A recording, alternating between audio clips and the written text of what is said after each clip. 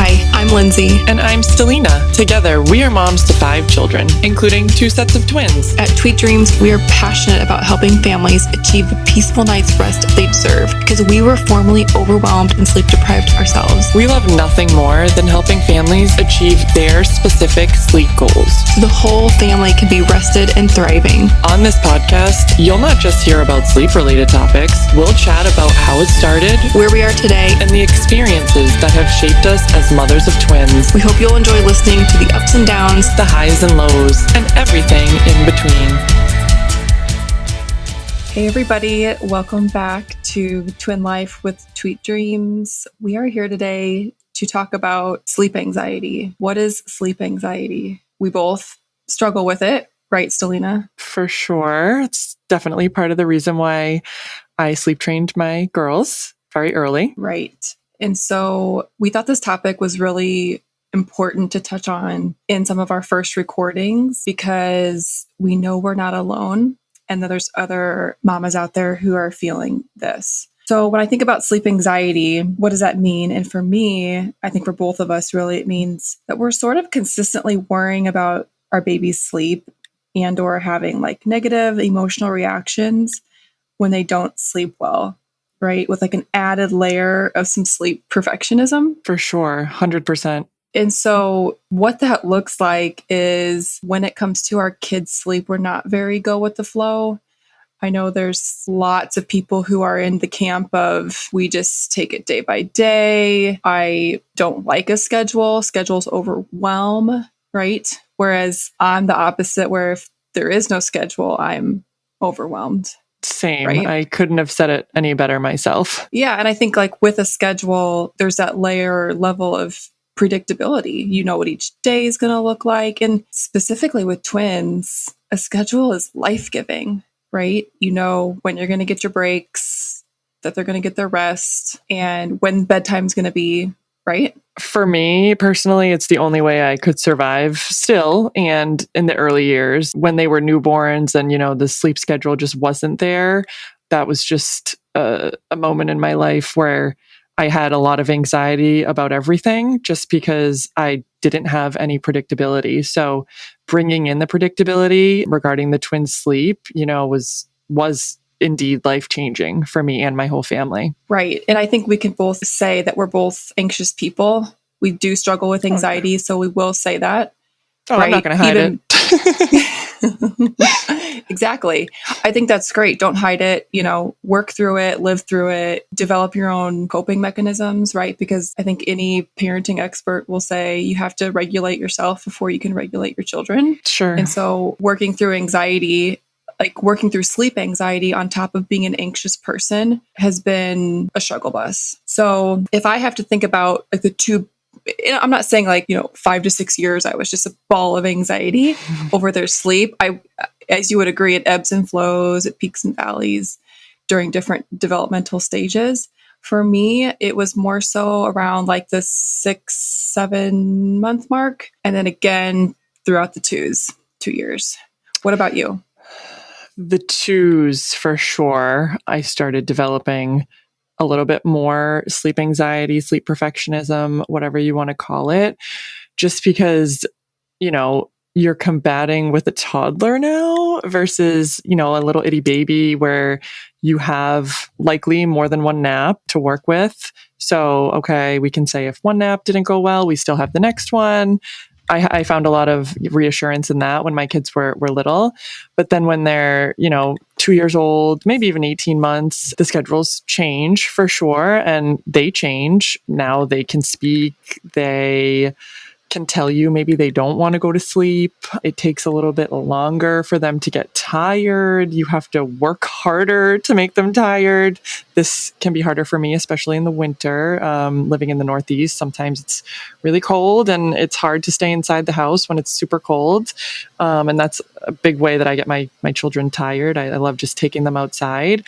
So yeah, my kids, my twins are 2.5 right now. So I'm kind of going through it right now, if you will, but definitely a work in progress, definitely getting better day by day, right? Like I just try and control what I can control, set them up for success. We've talked about this often, Lindsay. I, have to tweak their schedules a little bit, maybe cap some naps, maybe wake them up earlier, which is not something I love to do. I'm not going to lie. I love to maximize as much sleep as I can with my own children and my clients. But yeah, it's been challenging, the 2-year mark. So I can definitely relate to a lot of our toddler parents because I am right there with you guys. And these toddlers, they're like so cute, but sometimes they're so stubborn and it's difficult, right? So Yep. Why did you have anxiety when the twins were like 6-7 months? Is there a reason for that kind of sleep anxiety? Yes, and I can relate with the twos. So 100%, I felt like that was the hardest age to like still hold on so tightly to that nap because it's 100% needed, but it was like a game of chess like every single day. Like, are they tired enough? Did they eat enough? Are we crabby today? Did they sleep well last night? The potty training, you throw that in there. So I suffered a lot of nap anxiety when mine were 2. But on the other end of it, I have very distinct memories of being very, very anxious around the 6 and 7 month old time frame when my twins were doing 3 to 2 nap transition. Mm-hmm. And, I knew a lot about sleep. I felt like we had made a lot of great changes to their sleep. I was focused on it, but like I didn't know everything that I know now, obviously. And even though we see it all the time, even though you do everything right, it still doesn't always go perfectly. And so I just felt like in this 3 to 2 nap transition, I felt backed into a corner with one of my twins because she would only take 30-minute naps, which is a sign that we need to do a nap transition, right? But I was kind of being stubborn about it and being like, there's no way we can do 3 to 2 when she only naps for 30 minutes, that kind of thing. I remember my husband, like, it just like wasn't on his radar at all. But for me, like, we would put them down at 1:00 and she'd be up by 1:30 and then she would skip her cat nap. And I just would have this horrible, dreaded doom like of clouds over me thinking like, how is this baby going to stay awake until bedtime? I can't put her down early because she has a twin, right? That scheduled synced bedtime is so important. And honestly, like I remember being at my first Mother's Day and my husband took the twins home for their nap and I like couldn't think about anything else. I was like texting him like, did she only sleep 30 minutes? Like, is she up already? Like, this is terrible. Like it ruined my day almost. And so that's obviously my own issue. I just felt like it was really much out of my control, which if you struggle with anxiety, that's familiar. So what we know about anxiety is we sort of forecast the doom and gloom to last forever. At least that's how it feels for me. So in my mind, I'm like, she's never going to take a longer nap and she's broken. There's something wrong. Why can't she sleep? Am I doing something wrong? And so those are big things I struggled with. And even being back to work, thank God we did not have like Wi-Fi cameras because you better believe I would have been like checking that thing at work, which is so unhealthy. Okay, but I know. Do you agree that's unhealthy? I mean, yes. Like, especially one time I remember one of my girls had like a lovey over their head and I texted my nanny. I was like, are you looking at the camera? Like, do you see there's a lovey over her head? Like, can you go inside and remove that right now? And like, meanwhile, it's fine. Like it was totally fine, but I had seen it and I'm like, not close to my house or in the house. And I probably just shouldn't have looked. No, I know that's totally relatable. I'm sure I get it. Right. But I think for me, I'm so glad that I wasn't tuned in because it was so distracting. And long story short, like I've told you before, we look back on these things and we're like, gosh, why did we worry so much? So if you're struggling with sleep anxiety, taking it to the extreme where you don't take your kids to a wedding or you don't go to a family birthday party because you're afraid of missing bedtime, we're here to tell you that you're not alone, right? I mean, you for sure, I know, have probably skipped some events.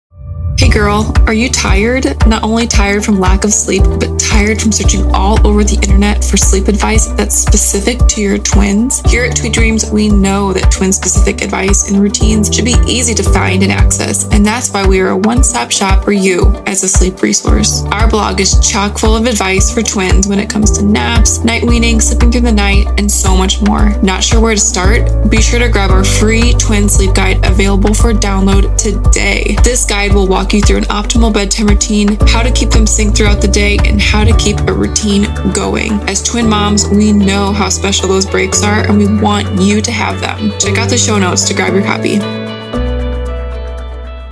Yes. So my girls are 2.5, like I said earlier. And then I also have a 13-month-old son. So I kind of have, two different schedules because the twins are on the same schedule and then the baby is on his own schedule. He's still on 2 naps right now. So like at any point in time, somebody in my house should probably be taking a nap, which I get it. It's a kind of a phase of life right now. And that's kind of how I try to look at it.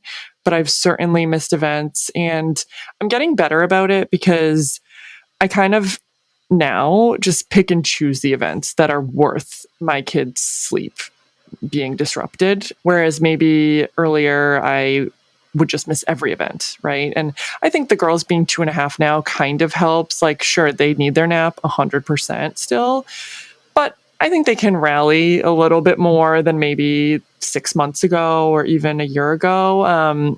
So yeah, we've definitely missed events, but just recently, we had a 1-year-old birthday party for a relative, and it was at 1:30, which my girls take a nap pretty much right at 1:30. So I was like, no, we're going to go.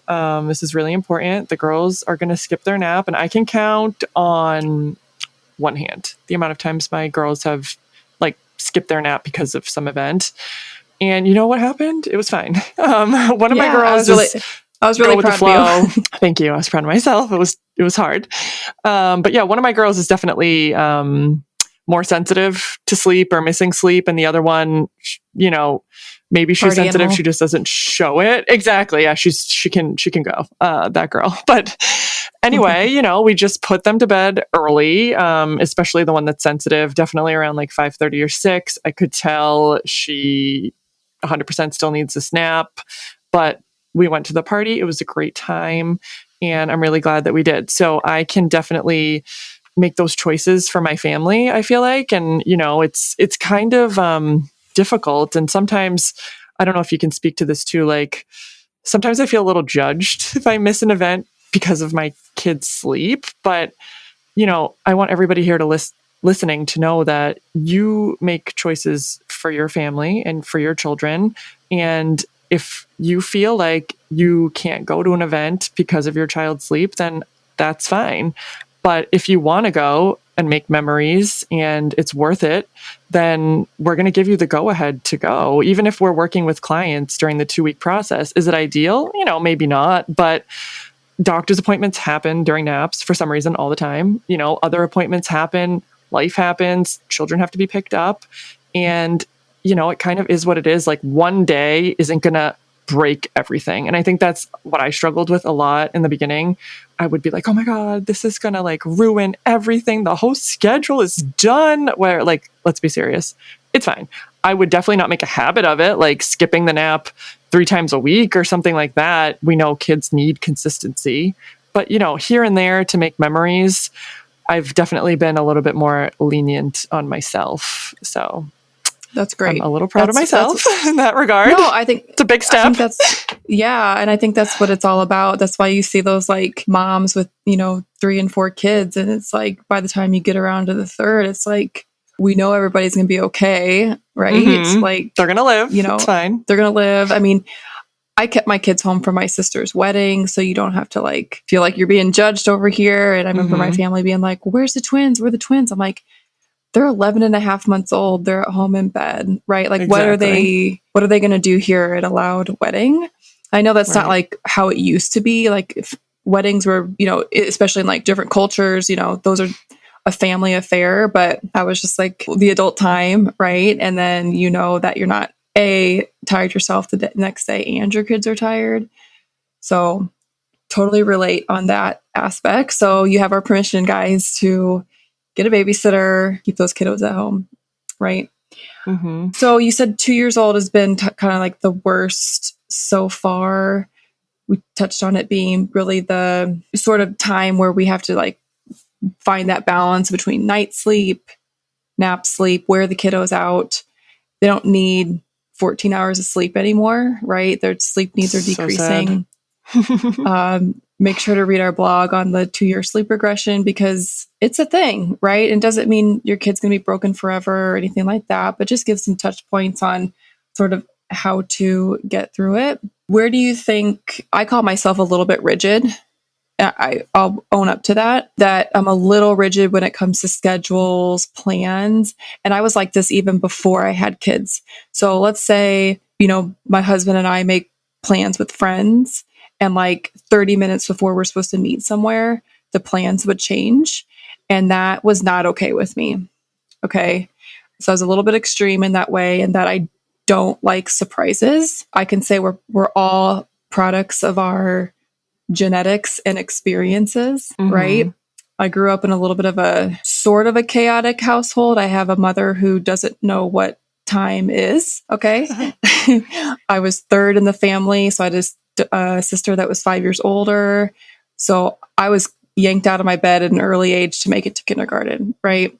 And so I feel like some of those things have sort of shaped me. And so when it comes to my kids, I do feel like I'm a bit rigid. I don't love it. I wish I was more go with the flow. Can you relate to that? Oh, 100%. We are super schedule oriented over here. And I was like this before twins or kids in general. Like a quick story, I guess, is before we had kids, my husband and I used to go on vacation often, I guess you could say. And right. I know, right? Think of the past for now, but that's fine. We'll get back there. And I used to like make this thing called a PFS, plan for success, because usually we'd just go away for a weekend. And I wanted to make sure we would like see all the stuff that we needed to see in this new city, or like maximize the time. And I would read all the restaurant reviews just to kind of like have it all like just labeled out for me. And then I would make like a plan B.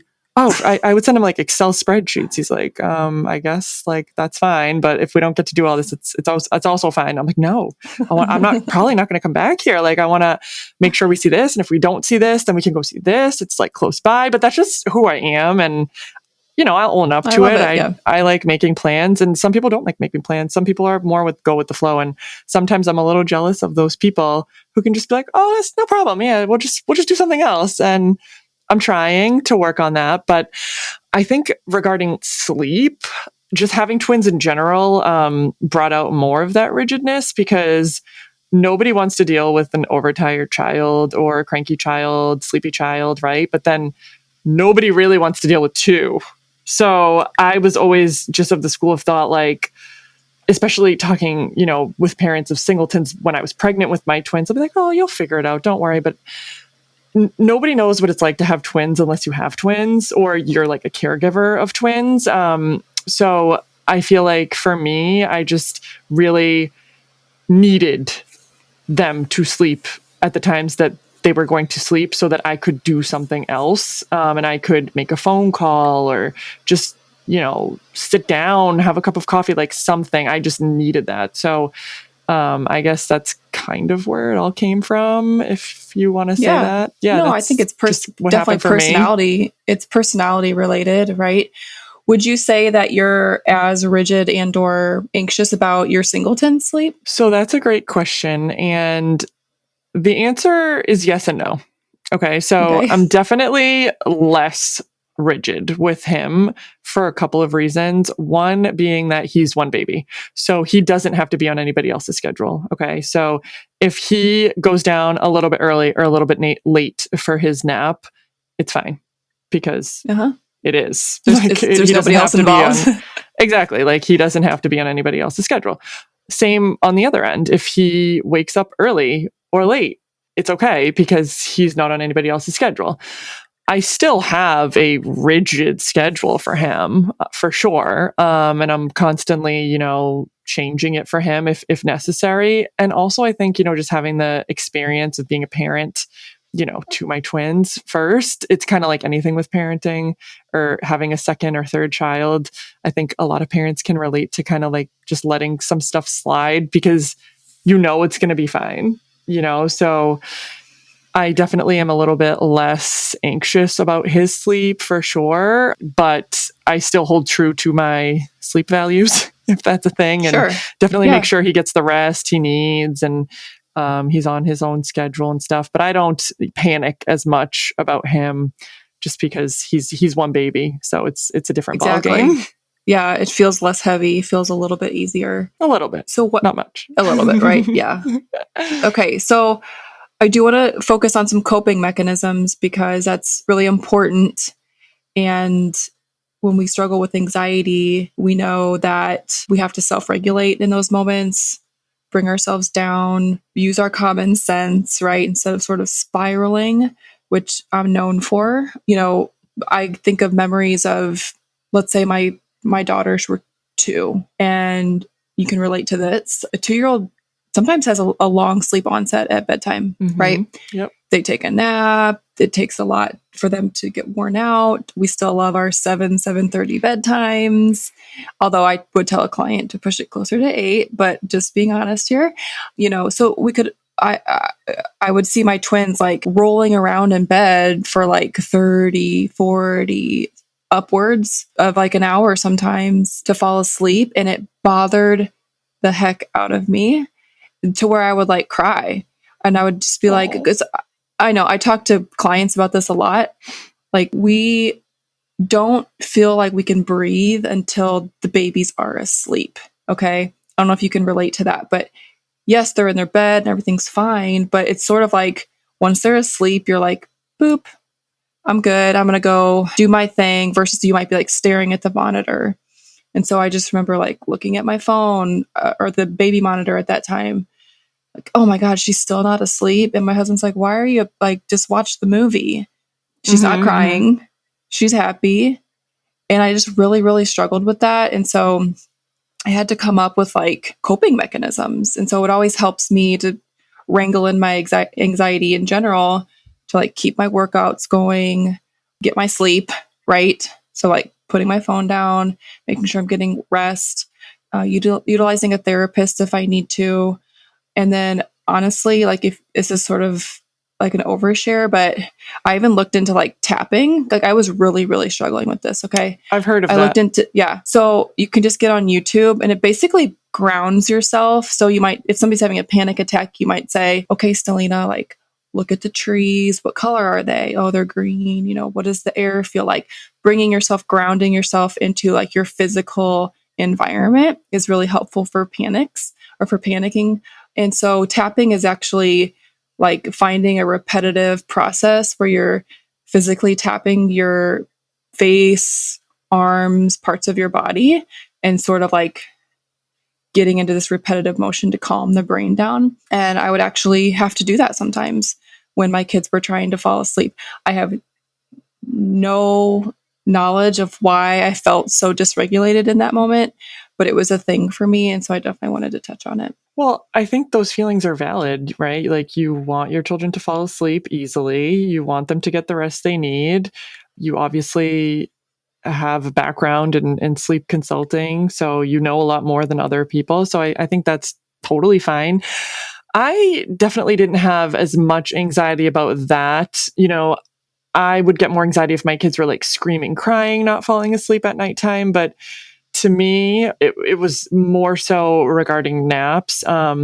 Sure, like, do I love them rolling around for an hour because maybe they took a longer nap or something? No, definitely not. I want them to get as much rest as possible, but I can kind of be okay knowing they're safe, they're happy, and they're relaxing, playing with their lovies, whatever they're doing in there. Because even for me, like, when I go to sleep, I definitely don't fall asleep right away. Sometimes I relax in my bed, read a book, like, I have a long sleep onset myself. Yeah. So I personally don't have too much anxiety in that regard, but I know it's totally normal. And I think it's great that you looked into ways to help you through it. For me, like, sometimes I just tell myself that everything is a phase.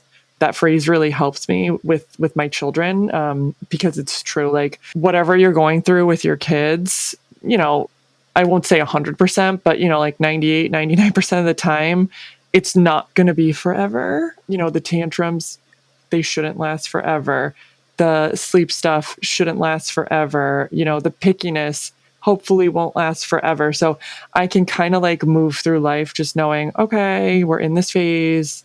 This kind of stinks, but we know with kids, everything changes so fast.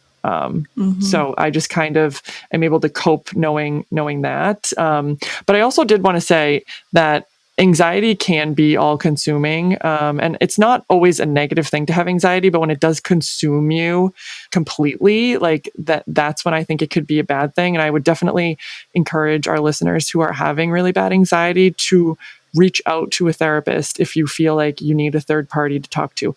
Even reach out to a psychiatrist if you feel like they could help you, or even if you feel like they may not help you. It's never a bad idea to just get somebody else's opinion, talk to a third party, because it can be very real and it shouldn't be all consuming. Okay. So definitely know that there are resources out there. If you're having anxiety about sleep or anything else that relates to you or your children, I just think that's really important to mention. Yeah, definitely so important. Always know that there's help out there and we're here for you. And yeah, I think we could talk all day about probably sleep anxiety. We share, WhatsApp chats all the time about what's going on. I feel like I'm sort of graduated from it. I will say my load of anxiety decreased significantly once my twins stopped napping.